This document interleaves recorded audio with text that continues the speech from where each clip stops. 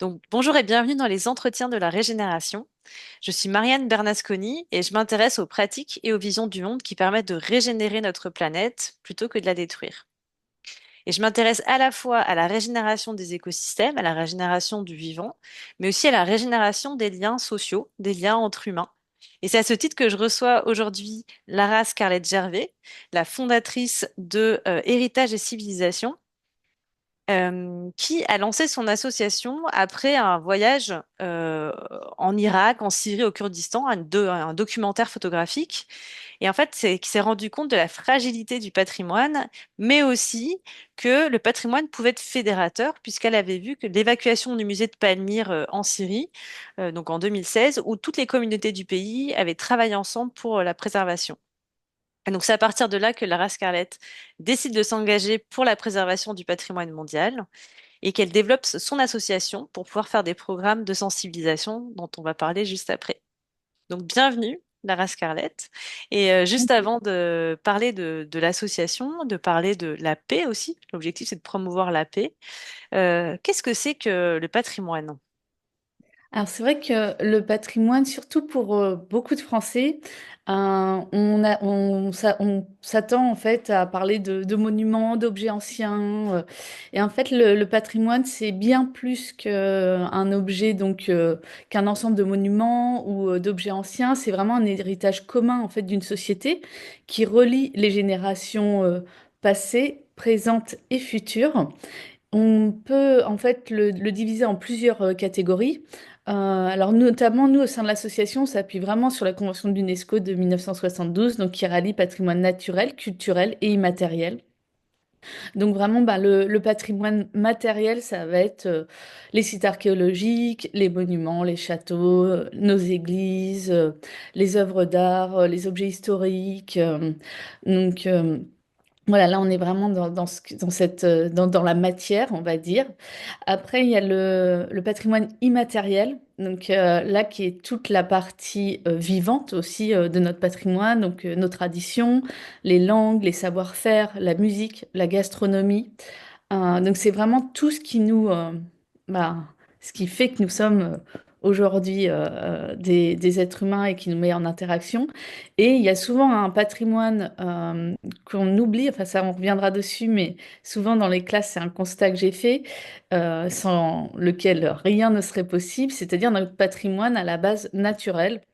Donc, qui est vraiment bah, tous les paysages, les écosystèmes, tout ce qui est lié à la nature, donc les forêts, les montagnes, nos océans.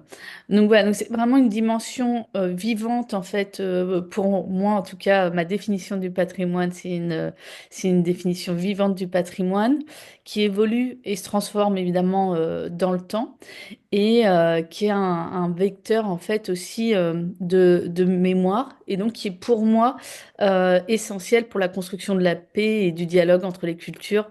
Et là, on reviendra voilà, plus en détail avec tout en fait mon parcours, on va dire d'exploratrice dans notre monde qui m'a permis d'arriver à ce constat-là. Alors justement, on peut tirer le fil tout de suite. Comment tu en es arrivé à faire le lien entre cette notion d'héritage, de patrimoine et la paix? Quelle est ton histoire et quel est ce lien? Alors là, je vais revenir sur évidemment mon parcours plus personnel pour comprendre comment c'est tissé ce lien qui peut paraître un peu compliqué au départ. Donc, moi, très jeune, j'ai voulu découvrir le monde dans lequel je vivais. Et donc, pour ça, j'ai pris mon sac à dos, puis j'ai parcouru la planète. Mon premier voyage initiatique, parce que ça a été vraiment une suite de révélations, en fait, dans mes voyages, c'est fait entre Moscou et Istanbul en passant par Hong Kong par la voie terrestre. Donc, où j'ai vécu avec les SDF en Sibérie, je suis partie en stop en Mongolie, je me suis retrouvée avec les nomades, à assister à la chasse à la marmotte, à vivre ouais, dans les Gers, les yourtes en fait là-bas, à aller dormir sur la muraille de Chine, à traverser la Chine en long en large, et puis à rentrer par donc le Kazakhstan, l'Ouzbékistan, Turkménistan, Azerbaïdjan, Géorgie et Turquie. Et donc déjà, ça a été une première. Il y avait aussi ce premier voyage initiatique, je pense, une fuite. de nos sociétés occidentales aussi, et puis le besoin de se reconnecter en fait, voilà, à la nature, à quelque chose c'était vraiment quelque chose aussi, un parcours intérieur. Et puis j'ai continué comme ça voilà, j'ai parcouru le monde, j'ai traversé l'Iran, l'Arménie, voilà, différents pays. Et puis en 2016, parce que ma façon vraiment d'aborder le monde, c'est-à-dire que j'atterris dans un pays et je me laisse guider par mes rencontres. Donc, il n'y a pas, mon voyage n'est jamais, ma route n'est jamais tracée en fait à l'avance. Et donc en 2016, je repars à Téhéran. Je retourne dans des familles que j'avais rencontrées voilà, quelques mois auparavant parce que je venais de traverser l'Iran en partant d'Arménie en allant jusqu'à Oman. Donc là, je passe la frontière en fait. Euh, Iranienne et irakienne, et je rencontre un chrétien syrien dans un taxi collectif qui me parle de son histoire d'amour et qui me dit que il va se marier le mois prochain à Damas. Et donc là, je lui dis, bah après j'irai en Syrie. Il me dit non, c'est pas possible, c'est la guerre. Et puis je lui dis, mais on n'est pas si différents. Si toi tu peux te marier en Syrie le mois prochain, ça veut dire que moi je peux vivre en Syrie. Et comme je suis assez déterminée, je me suis dit que ça allait être ma prochaine étape. Donc, à ce moment-là, donc, quand j'arrive dans la plaine de Ninive, vers Erbil, là, je vis avec donc différents gens qui ont été déplacés, en fait. Donc, parce que la différence entre les réfugiés, en fait, c'est quand on quitte son pays, mais là, c'était les déplacés, en fait, de la plaine de Ninive, qui étaient donc installés du côté d'Erbil. Donc, je rencontre les Shabaks, les Turkmènes, les chrétiens, les musulmans aussi. Je passe le nouvel an avec les Yézidis, qui sont une population qui a été extrêmement martyrisée par Daesh. Et puis, je pars au Liban, et là, j'arrive à rentrer en Syrie. Et je me retrouve à aller au musée national de Damas. Et j'avais en tête d'aller à Palmyre et de partir. Je voulais absolument participer à l'évacuation du musée de Palmyre avec les archéologues. Donc, je rencontre le directeur général du musée de Palmyre. Je lui explique voilà, ce que j'ai envie de faire. Donc lui est d'abord très étonné de notre rencontre. Et puis donc, il m'aide à avoir les autorisations nécessaires. Et donc je participe avec les archéologues syriens à cette évacuation du musée de Palmyre. Et c'est là où je me rends compte que toutes les communautés en fait du pays travaillent ensemble et dans un moment où, quand on prenait la route entre Homs et Palmyre, qui n'était pas sécurisée, où il y avait encore des combats, où voilà, en 2016, c'est quand même assez dangereux et très, ben, la situation en Syrie était très complexe. Et donc, il y avait quand même cette force qui nous poussait à prendre, en fait, à faire cette route. On arrivait là-bas et là, il y avait une volonté des archéologues de toutes les communautés bah, de préserver ce qui restait, en fait, au sein de ce musée qui avait été bombardé, détruit aussi par l'État islamique. Donc, il a collecté, en fait, des fragments. Au sein du musée, on participe en fait à l'évacuation de la statue d'Alatatena qui était la pièce maîtresse du musée de Palmyre. Donc, et là, je prends vraiment conscience du pouvoir fédérateur en fait du patrimoine. Donc, ça a été vraiment ce premier constat qui m'a permis de comprendre en fait en fait de faire ce lien entre cette paix et le patrimoine pour moi.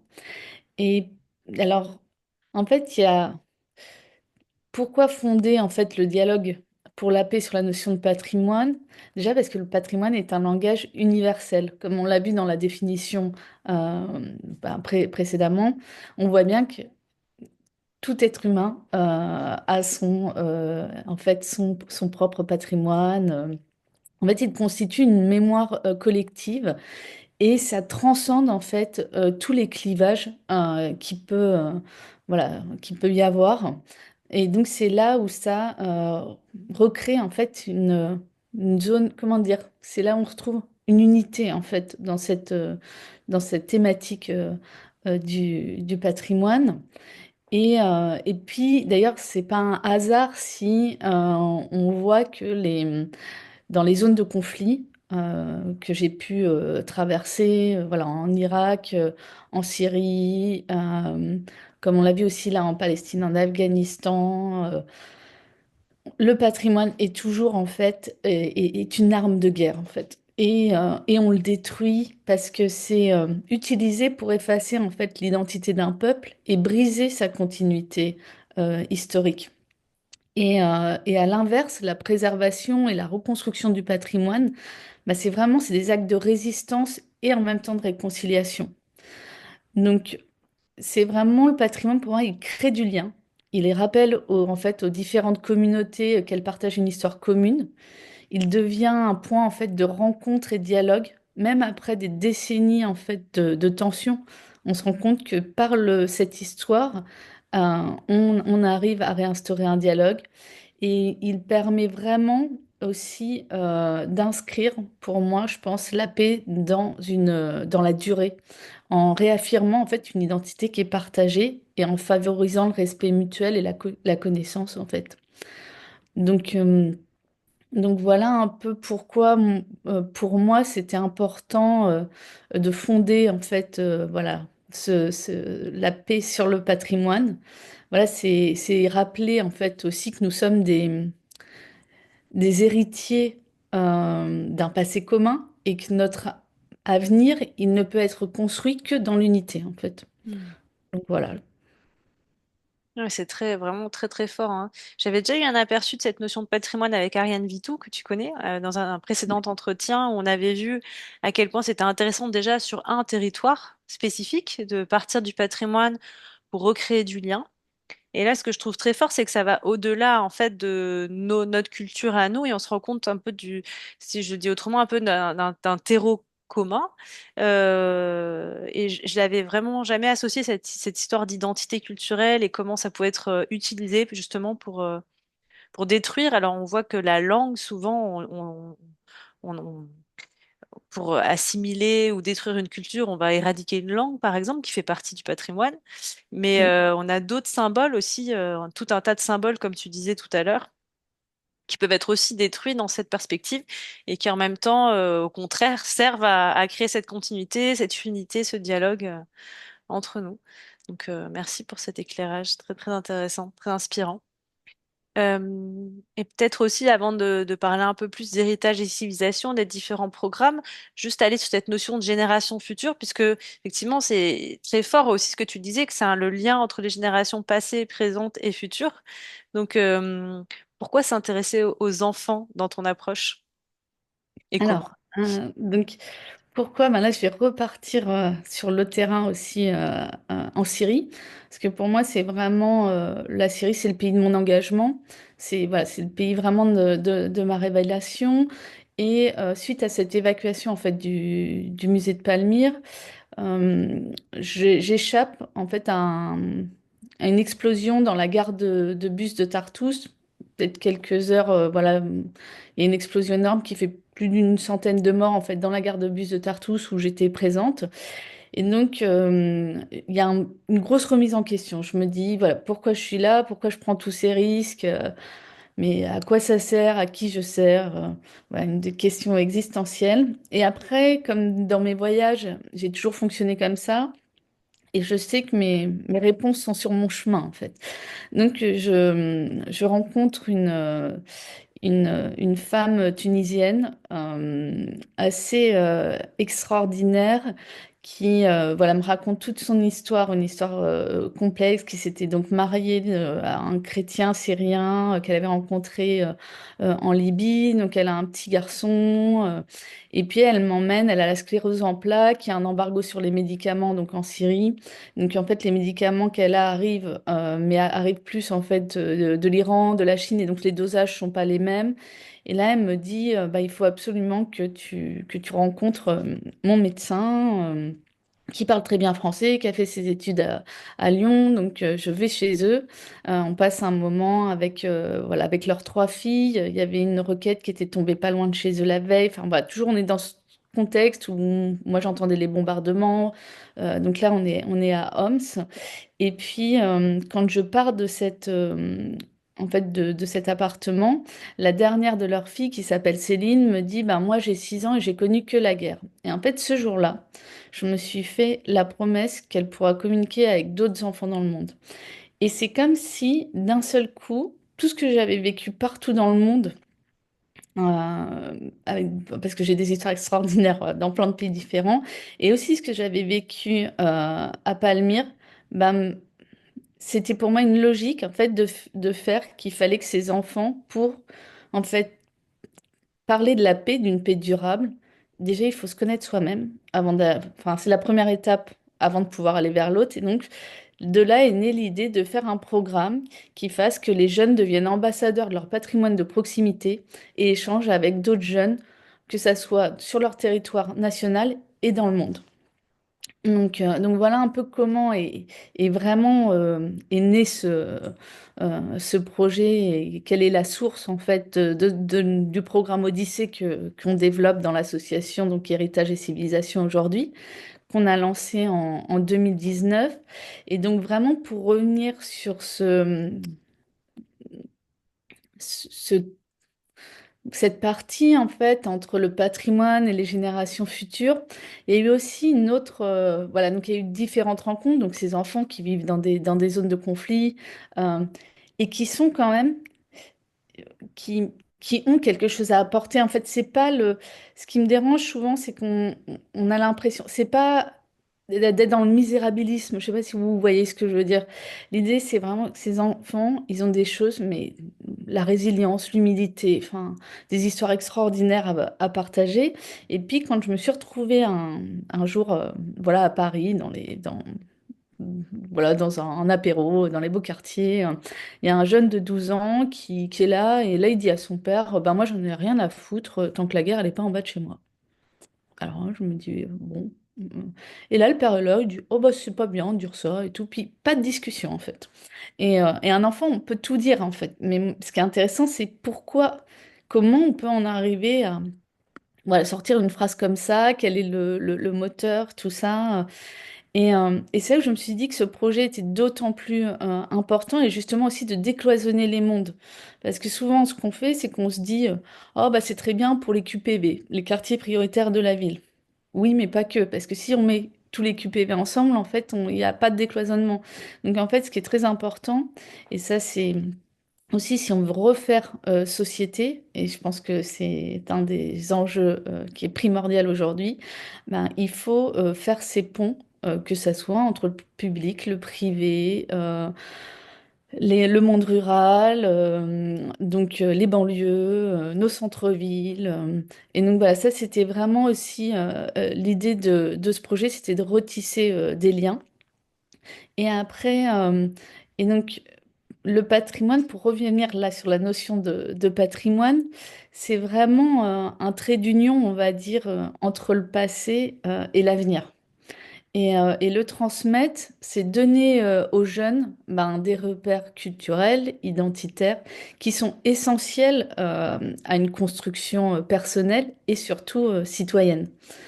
Et c'est là où j'ai vu beaucoup d'impact, même il y a 1 an et demi, j'étais à Hébron, donc en Palestine, avec des jeunes, et c'était une mission en lien avec la mission d'archéologie franco-palestinienne d'Hébron, et Vincent Michel qui m'a voilà, proposé de monter on va dire, voilà, ce module là-bas. Et on a vu, en fait, je voulais absolument que les jeunes aillent au tombeau des patriarches. Donc, à Hébron, pour vous expliquer, donc la vieille ville d'Hébron, c'est une ville qui est complètement coupée avec différents checkpoints, et la vieille ville est complètement morte aujourd'hui parce qu'il y a les histoires, en fait, voilà, entre les différentes colonies qui sont présentes là-bas. Et pour moi, c'était essentiel de les emmener là-bas. Et il y avait un jeune qui était dans une association partenaire français qui était en stage. Et là, il me dit, mais quelle idée d'emmener ces enfants donc au tombeau des patriarches alors que c'est à côté de chez eux. Ben, je dis, quelle idée, c'est que tu vas voir qu'en fait, la majorité des enfants n'y ont jamais été. Et donc, ce qui était intéressant, c'était vraiment de voir comment ils sont, et ce qui a été la réalité, c'est-à-dire que un tiers des jeunes n'avaient pas été donc, dans ce lieu qui était juste à quelques centaines de mètres en fait de leur habitation. Et c'est comment tous ces jeunes, à un moment, ils se sont réappropriés ce patrimoine. Et donc, c'était plus pour eux, c'était plus quelque chose de figé, mais c'était vraiment quelque chose de bien vivant aussi, dont ils devenaient responsables sur le site archéologique sur lequel la mission aussi franco-palestinienne donc travaillait ensemble. On a fait un- un- une après-midi aussi enfin, éco-citoyenne où on a ramassé, nettoyé le site. Et tout de suite, en fait, toutes ces choses-là aussi, ça donne une certaine fierté. Et quand on est fier aussi de là où on vient, bah ça nous pousse à aller vers l'autre. Et mais dans avec une vraie, enfin, je pense que c'est aussi une paix intérieure. En Mm. fait, c'est là où se fait ce lien en fait entre le patrimoine aussi et la paix. Et c'est vrai que même quand j'étais, donc il y a 2 ans, maintenant 2 ans et demi, j'étais en Afghanistan, j'ai été à Bamiyan. Et donc là, c'est pareil, j'avais rencontré beaucoup de jeunes Afghans et en fait, qui prenaient conscience, en fait, ils m'exprimaient toute la tristesse de ne pas avoir connu ce monument où aujourd'hui, ben voilà, on peut apercevoir donc juste un grand vide Mm. dans ces falaises et qui ont prenaient conscience en fait de l'importance de préserver leur propre histoire. Donc vraiment pour moi, préserver le patrimoine pour les générations futures, c'est leur offrir voilà, une mémoire sur laquelle s'appuyer, se construire, et un espace de transmission euh, ou aussi qui va faire partie aussi de leur engagement citoyen. Et puis, pour moi, mais même nous-mêmes, en fait, si on revient à notre échelle plus petite, ben, notre mémoire est importante. On voit bien quand on a des traumatismes, quand on met le voile dessus, à un moment, ça finit par nous exploser en fait en pleine face et ça nous revient. Et c'est un peu pareil avec voilà, un peuple sans mémoire, c'est un peuple qui est sans avenir en fait. Donc voilà pourquoi pour moi c'est essentiel de sensibiliser la jeunesse à ces thématiques-là et et que c'est vraiment un lien aussi, quelque chose qui leur permet de s'ouvrir au dialogue. Mm. Ouais, extrêmement intéressant. J'ai énormément de questions qui me viennent à l'esprit, mais si on veut garder notre format de 30 minutes, je suis obligée de sélectionner. Il y a quelque chose qui m'a marqué, c'est que tu disais quand on est fier de son patrimoine, quand on a cette fierté, je le traduis dans mes propres mots, il y a cette ouverture et l'envie d'aller voir les autres. Et pourtant, c'est contre-intuitif parce qu'on a l'impression que parfois, il y a une forme de nationalisme qui fait quand on est très fier de son patrimoine, de ce qu'on a chez nous, on est moins intéressé par ce qu'il y a ailleurs. Est-ce que c'est contre-intuitif? Comment ça marche? Alors, je pense que ça, c'est ça dépend de la définition du patrimoine qu'on a. Et c'est vrai que, en fait, de toute façon, la notion de patrimoine, bah, on va dire c'est vrai que c'est pas un héritage figé, en fait, ou national ou exclusif. On voit bien que le patrimoine, bah, c'est des identités qui se croisent. Il est hybride, il est en perpétuelle évolution. Si on prend voilà un exemple, euh, voilà, la France par exemple, elle est façonnée par des influences qui sont multiples. Notre gastronomie française, elle s'est enrichie de saveurs venues d'ailleurs. On retrouve nos grands voyages.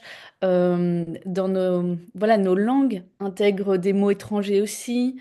Nos musiques, nos danses traditionnelles se mélangent.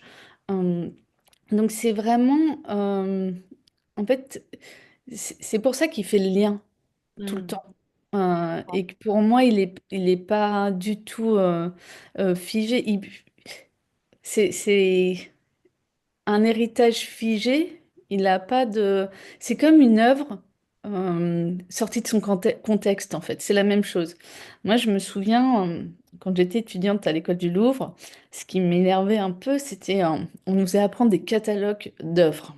Alors, bon, c'était très bien de savoir que le buste de Néfertiti mesurait tant de centimètres, qu'il était dans telle matière et tout. Mais en fait, moi, je m'en fous. Ce qui m'intéresse, c'est son histoire, c'est le lien, c'est les périodes, c'est les courants, c'est comment en fait cette œuvre elle a été façonnée par différents courants. Et ça, je pense que c'est souvent voilà une erreur qu'on fait parce qu'on ne connaît pas la vraie définition du patrimoine. C'est vraiment quand on utilise la partie réductrice pour moi du patrimoine. Et puis, c'est en fait, c'est ce qui nous appartient collectivement. Donc c'est à la fois un ancrage et aussi une passerelle entre les cultures. C'est vrai que moi, avec les classes, et puis comme j'ai énormément travaillé avec les jeunes, je vois bien ces questions aussi de double identité culturelle, souvent qui sont en conflit. Euh, Parce que justement, on bloque, et je vois bien que pour certains jeunes, c'est très compliqué en fait d'accepter et de vivre pleinement leur double identité. Hmm. Et ça, c'est en passant par ces histoires de patrimoine, où on explique les choses, en fait, c'est là où ça devient une passerelle entre les cultures. Et, et c'est pareil, quand on veut parler de la paix, avant qu'elle soit partagée, il faut qu'elle soit intérieure, en fait. Hmm. Et donc pour moi, cette passerelle, euh, cette réconciliation de nos patrimoines, elle est essentielle en chacun de nous, en fait, pour pouvoir, en fait, avoir un vrai dialogue d'ouverture et de paix. Mais Et- je vois bien évidemment qu'il y a il y a certaines voix qui revendiquent une vision figée du patrimoine. Euh, mais on voit bien que l'histoire elle montre que le métissage est une constante en fait. Si on reprend par exemple voilà, l'architecture andalouse en Espagne, ben, c'est le fruit du dialogue entre les cultures chrétiennes, musulmanes et juives. Les routes de la soie, par exemple, ont façonné ben, les arts et traditions de l'Europe à la Chine. Hmm. Donc voilà, je pense que c'est pour moi le patrimoine, c'est un lien en fait. Hmm. Ouais, Mm. effectivement, ça nécessite vraiment un changement de perspective sur une vision, comme tu dis, très figée du patrimoine pour aller vers ce côté vivant, ce métissage en fait qui est à la base de tout patrimoine. Il y a personne, il y a personne qui est en autarcie, qui a fait son machin dans son coin, où c'est très très rare, j'imagine. Et ça, c'est hyper important et je comprends vraiment bien cette notion-là de prise de conscience sur ce métissage et qui ouvre aussi à l'autre. Et pour aller, il nous reste encore quelques minutes. Concrètement, comment ça se traduit pour les jeunes avec lesquels l'association travaille?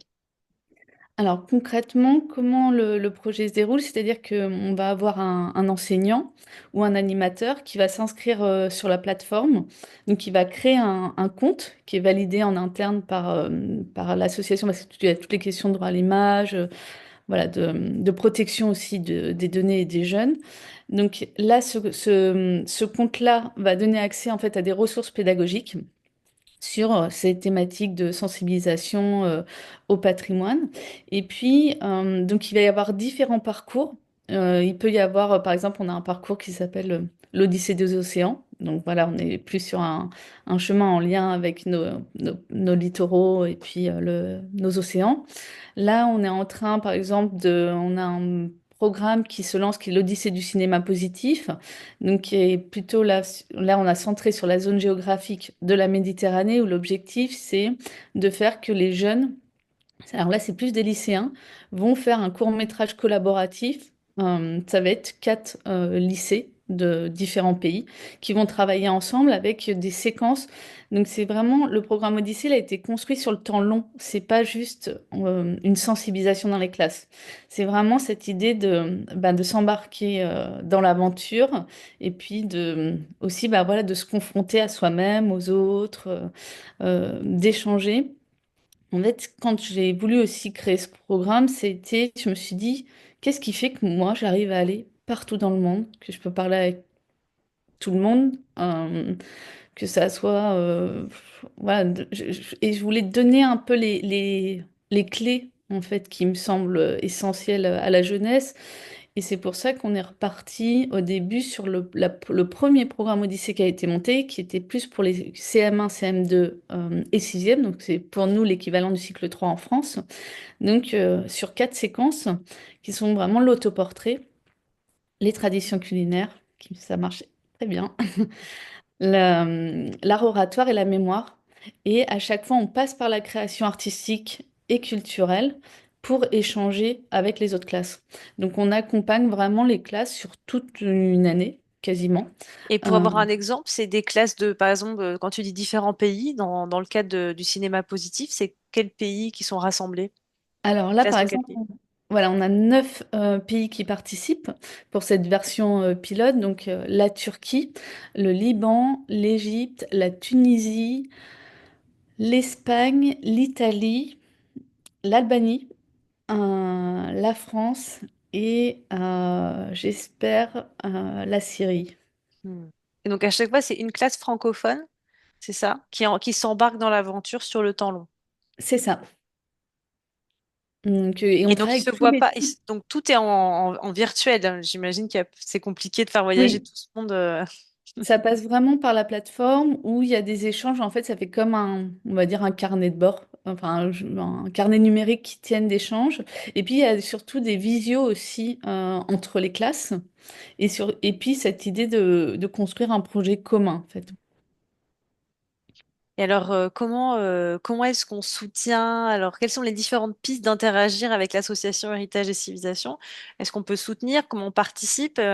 Qu'on soit enseignant ou alors simple particulier ou élu, je sais pas. Donc Comment on est-ce a qu'on fait pour vraiment. participer à tout ça? Alors, on a un site internet qui est www, point Odyssée, Ouais. point éducation. Et donc là, en plus, c'est notre nouvelle plateforme qui vient d'être lancée grâce au soutien de la Fondation Deloitte. Donc là, on retrouve toute la présentation du programme et aussi, suivant qu'on est une collectivité, un animateur, un bénévole, un enseignant, on est redirigé voilà, vers la présentation et après, on peut s'inscrire, créer son compte et rentrer en contact avec nous pour participer au programme. Donc ça, c'est pour le programme Odyssée et plus globalement pour le projet associatif. Oui, alors après, parce que si vous voulez, donc il y a Héritage et Civilisation qui a été créé en 2017. Donc là, c'est héritage civilisation tout au singulier.fr. Et donc, dans l'association, en fait, il y a trois, on va dire, trois branches. Donc, il y a vraiment la branche donc, éducation avec le programme Odyssée. Il y a une branche action de terrain. Donc là où on travaille beaucoup sur des missions d'urgence, de documentation. Là, on prépare notamment une mission au Soudan, voilà, du Nord. Euh, et on est en train de travailler sur une troisième branche qui, on espère, voilà, lancer si on trouve des financements, parce que c'est quand même très compliqué en ce moment. Et puis que je ne sais pas pourquoi, mais l'éducation, on ne met jamais d'argent sur l'éducation. Ouais, peut-être, voilà, si les politiques peuvent se saisir de la question, je pense que c'est quand même l'essentiel, mais ça intéresse peu de monde. Et donc, sur la partie, donc le troisième pilier qu'on souhaite lancer, c'est aussi, je me suis rendu compte, pour être en lien avec beaucoup de chercheurs, qu'il y a souvent sur justement ces thématiques du patrimoine, il n'y a pas de pont qui est fait entre la recherche et le grand public. Et donc l'idée, c'est vraiment voilà, de pouvoir aussi apporter, en fait, vulgariser aussi toute cette connaissance au grand public et de faire partager en fait cette connaissance au plus grand nombre, à la jeunesse et puis partager cette vision aussi. Mm. Je pense que ça va nous faire le mot de la fin. C'est en tout cas une magnifique vision. Et merci beaucoup, Lara Scarlett. C'était vraiment passionnant. J'ai beaucoup appris sur cette notion de patrimoine. Et justement, je pense qu'il y a matière à diffuser cette approche beaucoup plus vivante, enfin, qui est la réalité aussi hein, de nos patrimoines. Et surtout en cette période particulière, de prendre conscience qu'on fait vraiment partie d'un métissage en fait et c'est essentiel d'être dans l'ouverture par rapport aux autres puisque de toute façon on est tous dans le même bateau, on a tous un patrimoine commun comme tu le disais. Merci beaucoup. Merci beaucoup, Anne-Marie.